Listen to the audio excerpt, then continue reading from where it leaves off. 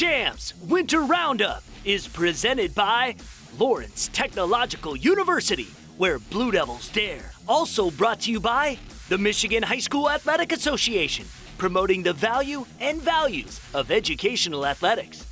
The Michigan Army National Guard, a proud partner and official military branch of the MHSAA. The Basketball Coaches Association of Michigan, because better coaching always matters. Hungry Howie's, famous for flavor. The U.S. Army, what's your warrior? Hello, State Champs Nation, and welcome back to yet another episode of the State Champs Winter Roundup. Here at State Champs, we love to celebrate all of our high school athletes, so with shows already dedicated to boys basketball and hockey, our production team handcrafted this series to spread the love to all winter sports. Like always, we are presented by Lawrence Technological University. I'm Grace Boyles. And I'm Jenna Skelski. We have special insider access for you Michiganders this week from the Mid-American Pompon State Finals, along with the Wrestling District Finals. And don't worry, just as usual, we give you guys a hefty serving of girls basketball action. That's right, Jenna. So let's get this show on the road by heading to the hardwood. I'm Jason Hutton in the West Michigan area. Jenison hosting their Pink Out Cancer Night. First place Wildcats hosting 12-2 Reese Puffer Rockets. Get it going early with four-year varsity player Lauren Ross banks it in, and the Rockets had the early lead. But back comes Jenison. Jasmine Townsend picks up the loose ball and's got nothing but open court and front. Able to put the Wildcats back in front, but this was Ross's night. 30 points as Reese Puffer knocks off Jenison 54-51 to pull within a game of first place in the OK Black. Calvin Christian in a tie for first place in the OK Silver coming into the night on the road at North Point Christian. We got a close game in the third. Elena Kragel, the dribble handoff to Madison Taminga, and she drills it. Gave the NPC a 1-point lead. But after retaking the lead, the Squires, Grace Van Namen, cross court to Brooklyn Verbeek, who knocks down the long one, and then later Van Namen down low, gets the hook to go. Calvin Christian knocks off North Point Christian 39-35. Squires stay in a tie for first place in the OK Silver with Kellogg'sville. White Pigeon on the home court hosting Centerville, where the Bulldogs had won 51 straight regular season games. Second half, Centerville down 3. Olivia Deeds changing that. Bulldogs score the first 6 of the third quarter to tie the game at 19. Deeds had 15. Later in the third, it's White Pigeon trailing by 2. Clacy West, nice drive and finish. And the Chiefs had a 1-point lead after the free throw. And then a few possessions later, back to West, part of her 28-point effort. That's a game high. White Pigeon beats Centerville 48-44. That's the Bulldogs' first ever Southwest 10 loss. I'm Ryan Slocum. We had a battle of top 10 teams with 13-1 East Lansing at 13-1 Carman Ainsworth. The University of Illinois coaching staff was on hand to see future Illini teammates Aaliyah Nye and Aaliyah McQueen go at it. McQueen was active on defense early. She picks off the pass at midcourt and takes it all the way for the easy left-handed lay-in. Back the other way, Sug Williams left all alone on the elbow. She knocks down the J. And the Trojans were absolutely dominant on the offensive glass. 18-8 overall. They took advantage of those second chance opportunities. Nye with the board and bucket. EL up 5 late in the second. McQueen cuts into that deficit going off the high glass. She finished the game with 14 points. Then it's Jessiana Aaron finishing the break for the Cavs. But the Trojans went into the locker room with a 25-18 lead. And they would break it open in the third. Laura Lofton with the steal and score. That makes it a 15-point game. CA trying to make a late run. Aaron with the dime to Chanel King for the reverse. But they could not stop Nye. She led all scorers with 17, leading East Lansing to the win over Carman Ainsworth 50-41. So we hadn't been rebounding very well, and I think something that we really focused on was if we're going to win, if we're going to make it to state, so we have to get to rebounding, and I think that's what we really focused on today. I felt like we did a really good job. I think it's really great. I don't think a lot of people get to go against their future teammates, and I had a good time. I wanted to win this so bad because it's just like, it's a competitive game. I love competitive. I have a competitive spirit, and playing against people that you know, it pushes you to be a better player. It's really cool. As you can see, I can't stop smiling. It was a good experience in playing against my closest friends. I'm Ryan Slocum. We had a holy war on the floor in Saginaw with Nouvelle Catholic Central at Michigan Lutheran Seminary. MLS dominated their first meeting. The Panthers in control early in this one. Madison Luby with the running one-hander off the window. Couple of trips later, Luby gets blocked this time, but the ball comes right to Grace Chacon and one. Nouvelle up 4. But the Cardinals would take over in the second. Aubrey Cole finds Gabby Wenzel ahead of the pack. MLS led it 16-13 at the break. The Panthers put their foot back on the gas in the third. Grace Buckingham pulls up from the baseline for the bucket and the foul. They continue to trade baskets in the fourth. Alexis Lehrer with the ball fake and the step through. That would cut the lead back to 1. Nouvelle was still up 1 with 6 to play when Catherine Bucco lets it fly from the top of the key. And that gives us a whole new definition of holy roller. The triple gives the Panthers some cushion. Olivia DeLong tries to keep the Cards in it, but the Panthers would sink their free throws down the stretch, much to the chagrin of the Cardinals nation. Nouvelle gets its revenge over MLS, 38-31. Lincoln Park at home to take on the Trenton Trojans. The first meeting between these two went into overtime, in which LP came out on top. Trenton looking for revenge. First quarter action, Hannah Martin feeds down low to Kayla Everingham, who drops the bunny.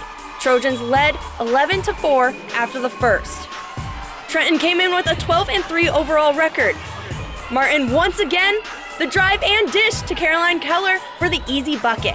Trojans went into the half, leading 18-11.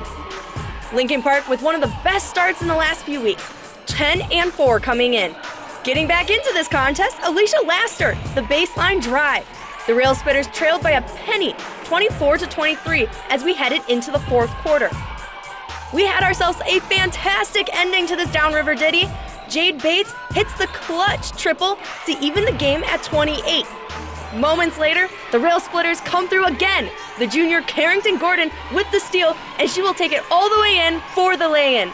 Lincoln Park takes the lead for the first time, 30-28.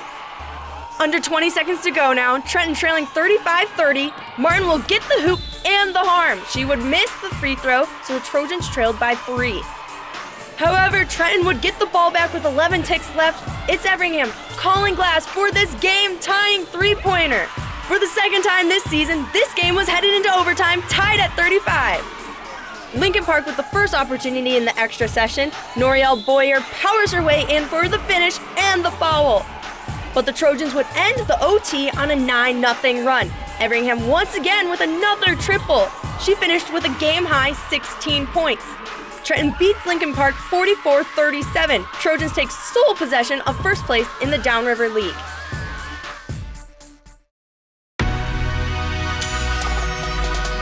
How you doing? My name is First Class Adams. Hey, what's up, Detroit? I'm Staff Sergeant Stevens. If you're within the age of 17 to 34, if you look for a job without any experience, we can teach you everything you need to know. Come be a part of the team.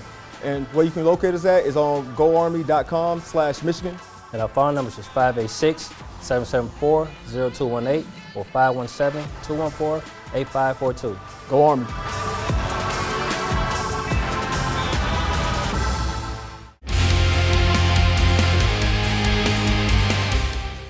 Battle of the Fans 9 is coming to a close. Here's an update on this year's competition. The Battle of the Fans is in its 9th year and promotes student cheering sections that reflect enthusiasm and pump up the atmosphere at games without disrespecting the opponent. From the 20 schools which entered, 9 semifinalists were named in early January, which engaged in nearly 2 weeks of sportsmanship challenges on social media. The 3 finalists coming out of those challenges were Saginaw Heritage, Zeeland East, and Buchanan. We kicked off the finalist tour on February 7th with members of the MHSAA staff and Student Advisory Council visiting Saginaw Heritage during its boys basketball game with nearby Midland Dow.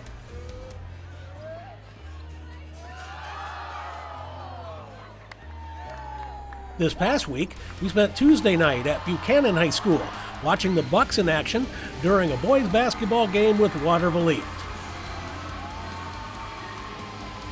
Then we wrapped up the tour Friday night in West Michigan at Zeeland East, a first-time finalist, for its boys basketball game with Hamilton.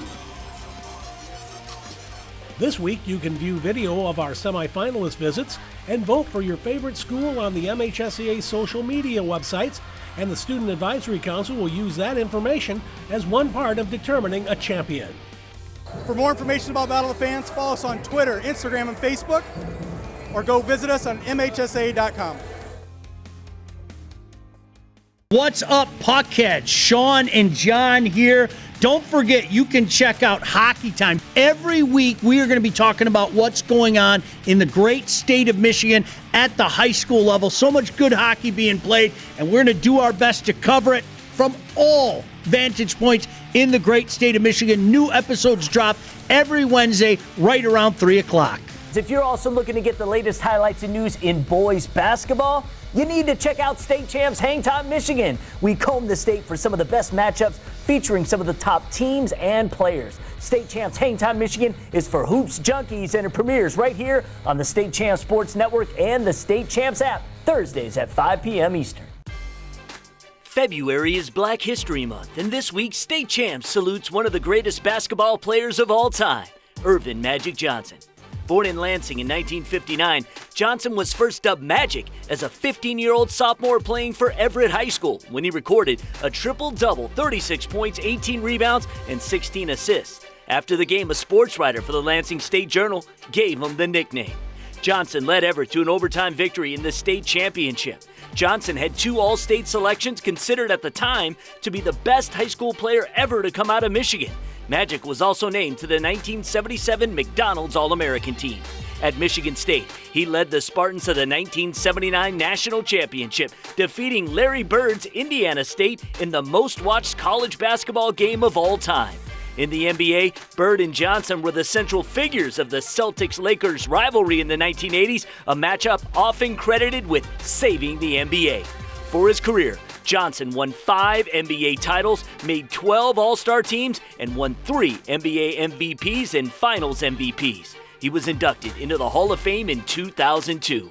State Champs salutes Earvin Magic Johnson. The ones who wake up every morning ready to take on the world. The ones who push their limits to be better than the rest. You're looking to join a team of leaders who want to be challenged. You want to be pushed to your limits. You value freedom and think you have what it takes. The ones with speed, strength, intellect, and determination. Michigan Army National Guard. We see you. We're getting reports that you have over 40,000 flavor combinations. That's right. May I examine one, ma'am? Is this real cheese? 100% real mozzarella, officer. Explain this dough. Made fresh daily. I'm gonna have to confiscate this as evidence. Aren't you a mall cop? All units, someone's in the fountain. 10-4, Tiger on the prowl. Treat yourself to the world's first stuffed flavored crust pizza. And now for just $6.99, try our new stuffed Howie bread. Hungry? Howie!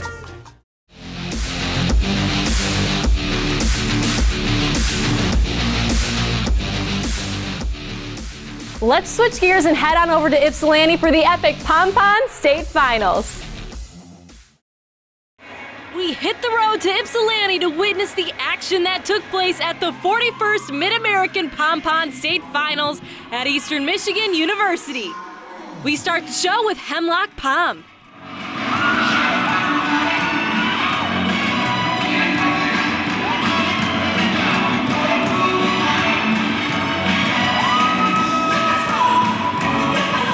Huskies placed first in the CD division for the 3rd year in a row. Next up from Class B, Bay City John Glenn storms the mat.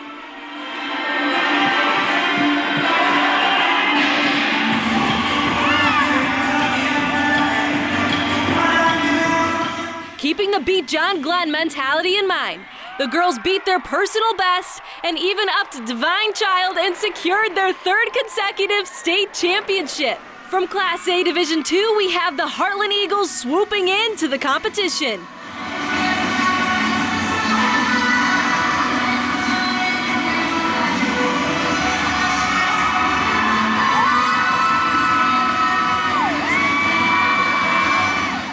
After a stellar performance on the mat, the girls snagged first place.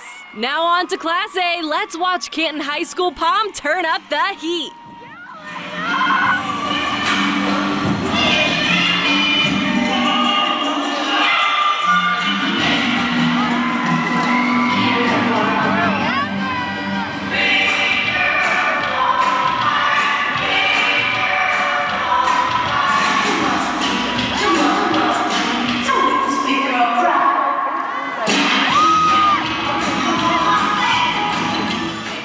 The night would go to the Chiefs as they topped the competition and are now your new 2020 Class A Mid-American Pompon State Champs.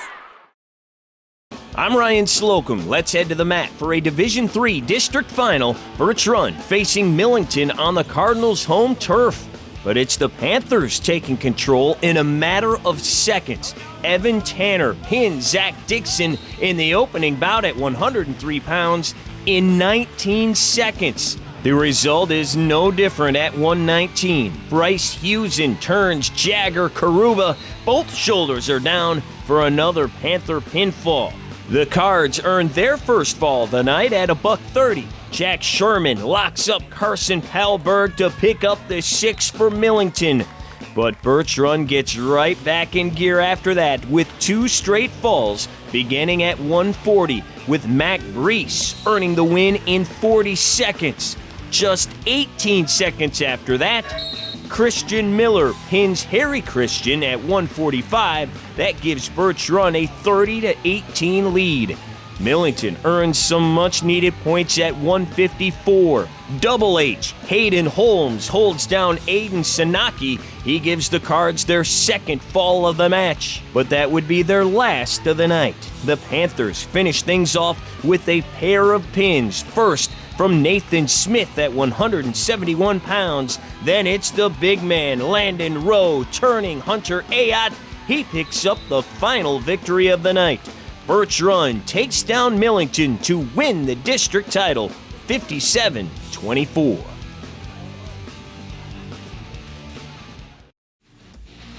One of the fastest growing sports in the state of Michigan is girls high school wrestling. Participation in last year's state championship tournament rose from 154 girls to 265 this year. That's over 40%. For more on how girls wrestling is quickly grabbing a hold in high school sports, let's go and focus with Lauren Plant. Since the beginning, high school wrestling has been a pastime for men. The literal term mano a mano means hand-to-hand, but the Spanish created the saying to infer 2 men having a debate or 2 bullfighters in a ring. The origins of wrestling go back 15,000 years to cave drawings. Literary references to wrestling occur as early as the Old Testament and the ancient Indian Vedas. Here in Michigan, sometime over the past decade, we began to see an unfamiliar grappler on high school wrestling mats. Every once in a while, you'd see a girl competing against a boy. Flash forward to February 2nd, 2020. While many Michiganders were probably preparing to either attend or host a Super Bowl party, at Adrian College, a phenomenon was taking place. The Michigan Wrestling Association hosted the 2nd annual Girls Wrestling State Championships. This felt like a legit single-day state tournament. It was big, but it didn't happen overnight. It had to build from the bottom up. Over the years, being on the MHSAA Wrestling Committee, we talked about starting women's wrestling. And Dave Dean, who runs My Way, who's our youth organization, Dave Dean said, why don't you give it to My Way, let us develop it, and see it grow from there. So he did. They created a women's youth program, and now it was just time. Jamie Smith is the head coach at Frankfort High School. As the only female head wrestling coach in the state of Michigan, for 9 years she's headed up the traditional boys team, with always a few girls on the side. 5 brothers introduced her to the sport at a very young age. She wrestled in high school and in college. She married a wrestler, but this this is new. 96, 97, 98. If there was one female in the gym, that was a big deal. And you got a lot of looks. So to then come here, I'm going to be honest, when we did the parade at the beginning, I've watched it with my brothers. I was pretty emotional for all of the girls, you know, and then to watch all of these men, to watch the male coaches supporting their athletes, it's overwhelming. When I first started wrestling, there was only one girl in the gym. It's basically just me. And if I saw another girl, it was exciting. And it's definitely grown. Women wrestling has grown since I started at 7 years old till now. It's gotten almost as popular as the guys. This year's event saw a huge increase in participation as compared to last year. They had over 250 competitors. Steve Babbitt's been in the sport for 2 decades at all levels. This is amazing. Completely blown away. I love seeing it. And it's fun. The growth of girls wrestling has several contributors. The Olympics, more and more colleges offering the sport. And during the season, we're seeing several all-girls tournaments.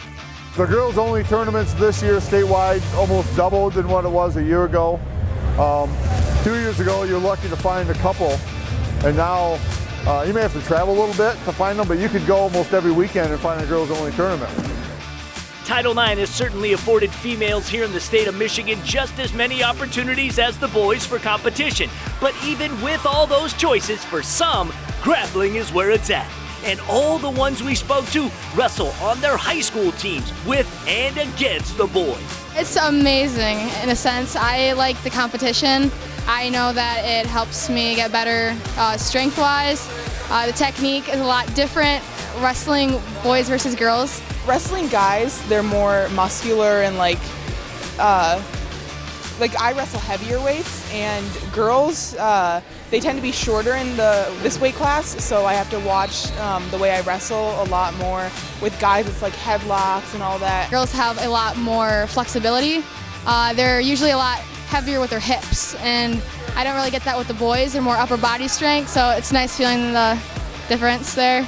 A big reason girls wrestling is thriving is the dedication of those determined to give it a fighting chance. Mr. Kuhn is not only my high school wrestling coach, but he also coaches at Fowlerville, and he's been coaching me since I started wrestling, which was in 4th grade.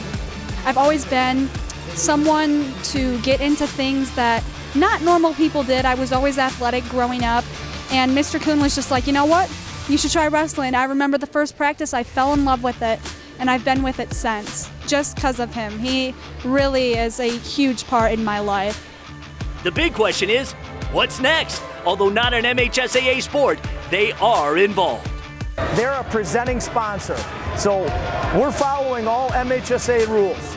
The ultimate goal here is that this becomes another division in wrestling, not a separate sport, but another division, and the MHSAA feels comfortable, and that when they're ready, obviously take it under their umbrella. I'm hoping 2 years. I'm hoping that in 2 years we are at Ford Field with the boys. That next year we want to do some regionals and show again, here's the packet, we can run it just like we are with the boys and run alongside them, and there's room at Ford Field for us. That's really our mission. Number one mission of the MWA is obviously grow the sport. Part of growing the sport is growing the sport for everybody. That's what's great about wrestling. 103-pounders, 285, males, females, blind, deaf, you can wrestle.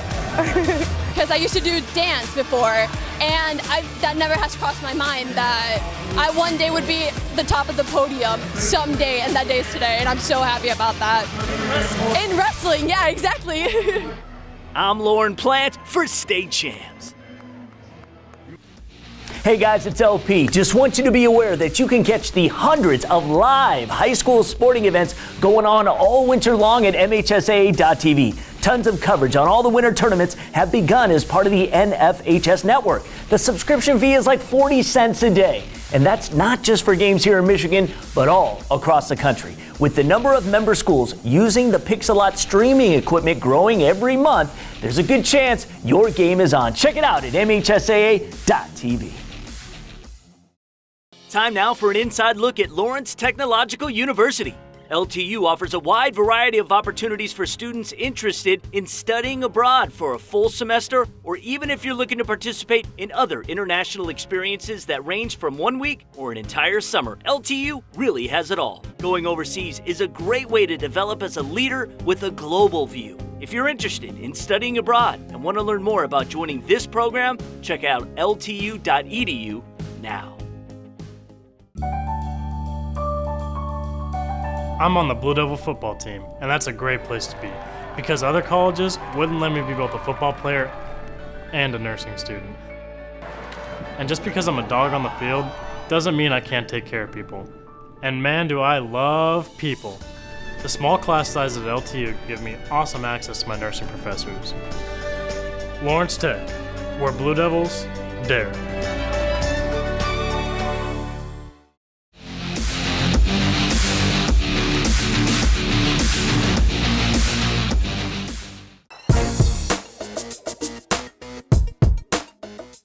Hey guys, welcome back to another segment of Fast Break presented by BCAM, the Basketball Coaches Association of Michigan. Here on the Winter Roundup this week, we have Dennis Hopkins. He's the athletic director, boys basketball coach at Oakland Christian in his spare time. He's also the assistant executive director of BCAM and the BCAM Clinic co-chairman. So Dennis is appearing on both Hang Time Michigan and the Michigan Winter Roundup this week. On this show, however, we are going to be discussing the development of young coaches. So first off, thank you for taking time out of your day to be here and talk about something I bet you're probably pretty fired up about. Very passionate about it. Thanks for having us. Development of coaches and players is really how we're going to grow the great game of basketball. And I have a passion for the coaching side, kind of give back to the game by helping them develop. That goal being that we at BCAM would love to have every kid have a great coach and that experience. So it's kind of fun to see some of the things that we're doing. Absolutely. And, you growing up, and I'm sure could tell many stories of great coaches that you had who helped you along, and kind of shaped your life, not only as a player, but as a man. Before we get into what's new, talk about what you're already doing. Well, BCAM has partnered up with United States Basketball, and the Youth Development Group has a licensing program that we really promote and think is a great tool. Don Showalter, Jay Demings, and Andrea Travelstead do a great job. They facilitated some great information. It's outside of the X's and O component of the game, but gives you the other things that you need to know as a coach. And then on top of that, we have our annual Coaches Clinic that really digs into the X's and O's. Great experience at the Coaches Clinic is getting to know other coaches. It's not just the X's and O's, not just sitting there learning from the college coaches and even some of the high school coaches that have come in over the past, but it's also sitting down with your fellow coaches, getting to know each other, the willingness to share back and forth. I think if we share with each other, we're going to grow the game. Absolutely. And when is that clinic? That clinic is in the beginning of October, generally. All right, so you can obviously go to bcam.org and find out the information on that. Okay, from what I understand, there is what has been developed is a guide for the first-year coach. Yes, so over the last year, they've been working on the guide to the first-year coach. It's a tool that really can be given to athletic directors to give to coaches as well as use as they try to help their new coaches. It's called the Guide to the First Year Coach, but really it's information that any young coach could use. It's the things to think about that you didn't think about. The administrative side, the preparation side, the motivational side, how to deal with parents, how to communicate with families, how to communicate with athletes, all those things that maybe you didn't think about when you were all excited about getting into the game of basketball and coaching and giving back. You're dealing with student athletes, but being able to do it in a professional way, one, but also having prepared yourself for the possible bumps that are going to come along, because as a basketball coach, you are going to find yourself with some issues. You're going to have to work through some of those. And this gives you some great ideas to be prepared in those moments of the ups and the downs of coaching the game of basketball. Right, and another way that you guys are trying to give back and help these guys come along is something new this spring, and that is a May clinic. Yes, so we're going to pilot it this year to make sure we do it correctly. So it's going to be smaller, and really the idea is a clinic for young coaches, new coaches. It'll have a classroom component where we go through some of these topics that are in the Guide to the First Year Coach, talking about things outside of the X's and O's of the game. But then it will also have a small court component that will deal with the basics of the game of basketball. Absolutely. And that information is at bcam.org as well? That information is not there yet. Okay. We're still in the development stages of that, and we're going to bring it out. Okay, so stay tuned, but you'll get a date. It will be happening in May. We thank Dennis Hopkins. Good luck the rest of the season. We continue this conversation on Hang Time Michigan. What's the number one issue concerning athletic directors today? We'll tell you, but you got to go to Hang Time Michigan to check it out.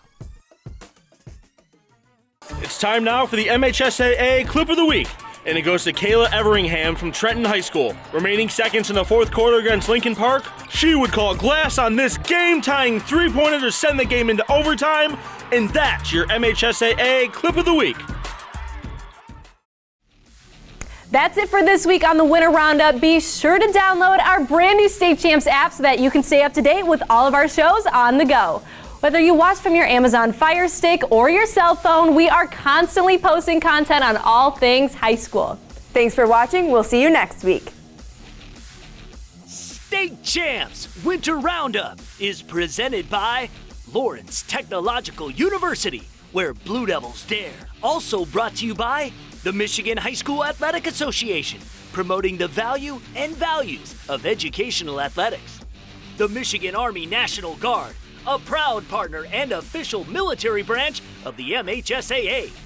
The Basketball Coaches Association of Michigan, because better coaching always matters. Hungry Howie's, famous for flavor. The U.S. Army, what's your warrior?